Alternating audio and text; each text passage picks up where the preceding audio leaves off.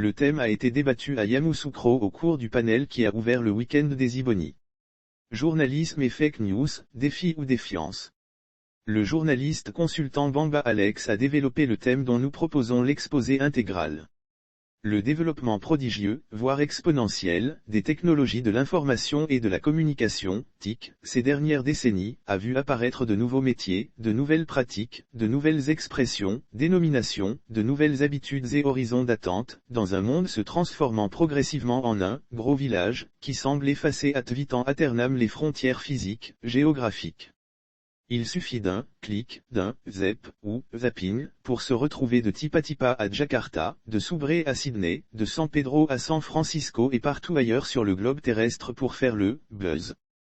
Quand l'éthique influence le monde et nous disons bien, clic, zapping, buzz, etc. Curieuse terminologies faites d'un maillage ou d'un assemblage cocasse d'assonances, d'emprunts, de résonances onomatopéiques, et que sais-je encore, et l'abécédaire est long et s'allonge, à mesure que l'éthique batte la mesure, frôle la démesure pour éviter l'usure. L'éthique s'étire autant qu'elle attire. Oui, sans aucun doute. Nous sommes sur la planète Terre. Nous sommes bien au XXe siècle. Pas un seul domaine de l'activité humaine ne semble échapper à cette révolution, qui, sous certains prismes, pourrait être appréhendée comme une involution. À tout le moins, une régression.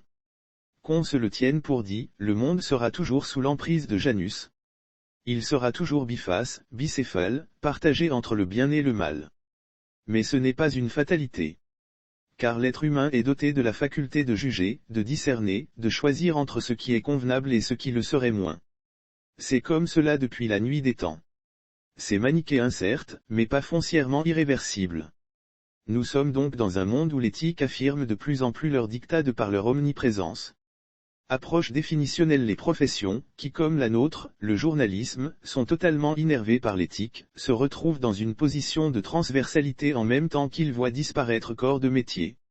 Le journalisme hérite, donc, de fait, de l'actif mais aussi du passif d'éthiques et de leurs mutations et pseudo-métamorphoses. Le thème que nous abordons ici résulte de cet état de fait. Journalisme et fake news, défi ou défiance, la langue de Molière dust-elle en souffrir, Shakespeare continue de conter Fleurette à Marianne. Là où les immortels de l'Académie française s'échinent à prêcher dans le désert en conseillant les termes, infox, fausses nouvelles, fausses informations, informations fallacieuses, voire, canard, en lieu et place de l'anglicisme, fake news, la galaxie des internautes semble avoir fait son choix. Il faut s'en convaincre résolument, Roméo et Juliette auront toujours de beaux jours devant eux.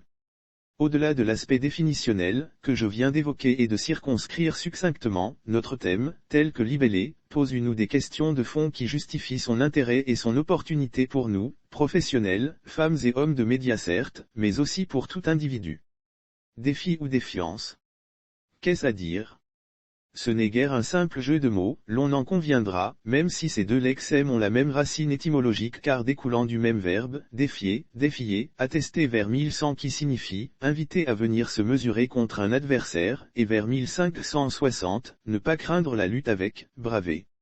Défier, est donc, entre autres, le fait de provoquer ou de braver. Entre autres définitions, nous pourrions retenir du mot « défi » dans le contexte de la formulation du thème, la suivante, retenue par le CNRTL, Centre national de ressources textuelles et lexicales, incitation à la réalisation d'une chose difficile, réponse à une telle situation. Quant à la « défiance », telle que le mot est formulé ici, elle est synonyme à la fois de bravade et d'opposition. Les auteurs de fake news ne font pas du journalisme professionnel, cela pose la question de la compréhension de notre thème ou du sujet, de savoir qui aurait intérêt à diffuser ou répandre des fake news, des informations mensongères. Une tâche vraiment ardue. Je suis, par principe, convaincu de ce que le journalisme est un métier noble et une science. Je répugne à l'idée de croire qu'un journaliste en fonction pourrait se faire l'auteur de fake news. Il faut en chercher les coupables ailleurs. Puisque je conçois le journaliste professionnel comme respectueux des règles de la profession et du traitement de l'information, de l'éthique et de la déontologie. Le journaliste professionnel sait mieux que quiconque l'impact que peut avoir l'information sur la société dans son ensemble. Il sait une virgule peut tout faire basculer, pour emprunter à Sylvie Plante le titre qu'elle donne à un de ses articles. Le journaliste professionnel sait que la recherche de l'équilibre de l'information, l'interrogation et la confrontation des sources sont les meilleurs remèdes contre la propagation des fausses informations, des infox. Le journaliste professionnel sait que diffuser des infox, c'est faire de l'intox, c'est porter un coup de massue à la crédibilité non seulement du média mais aussi de soi-même.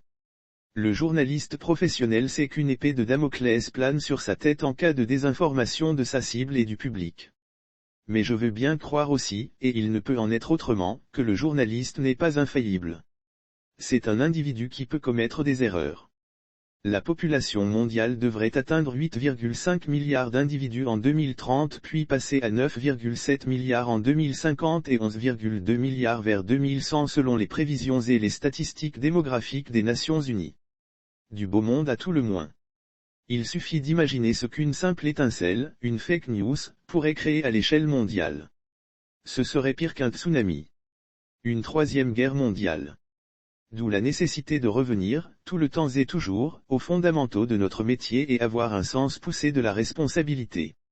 De la nécessité de lutter contre les fake news et pour cause, les fake news sont un procédé nocif et malhonnête.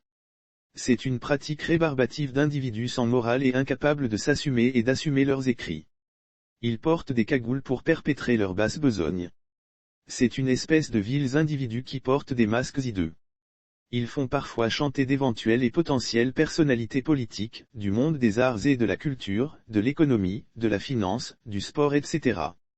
Les auteurs des fake news ont le chic de jeter l'opprobre sur d'honnêtes citoyens ou sur la vie privée de certains d'entre eux dont ils ne devraient pas se mêler ou étaler à la face du monde. Ils ont le cynisme de travestir les faits qui sont sacrés, pour le journaliste professionnel et tout citoyen de ce monde désireux d'avoir les vraies et bonnes informations. C'est un exercice indigne et dévalorisant, tablant sur des préjugés, des allusions, des supposés, des insinuations nauséeuses et sans fondement vérificatif. Pour moi, les fake news sont une atteinte à la dignité humaine.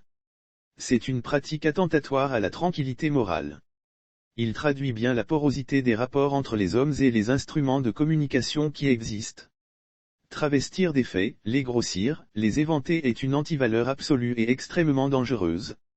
Les auteurs de ces chiffons et autres fausses rumeurs sont des hypocondriaques qui sapent le moral des citoyens du monde. Il est temps, sans doute, d'arrêter la montée des périls. Il est plus qu'opportun de sensibiliser contre les médisants, les propagateurs de contre-vérités, les manipulateurs des opinions ainsi que les objecteurs de conscience. Leur forfaiture vise souvent aussi des intérêts économiques, financiers et politiques. Il faut arrêter ce cynisme consistant à déverser des salissures gratuites juste pour nuire ou à tout le moins créer une psychose ou donner en pâture ou aux chiens des citoyens qui auraient eu tort de briller, d'être à leur avantage dans leur métier, d'être appréciés pour leur savoir-faire, leur brio, leur charisme. Il faut, plus que jamais, stigmatiser le rôle néfaste des réseaux sociaux à travers lesquels n'importe quel individu, parce qu'il n'aime pas X ou Y, répand à son propos des contre-vérités, des injures, de fausses nouvelles, parce qu'il n'y a pas de structure de contrôle.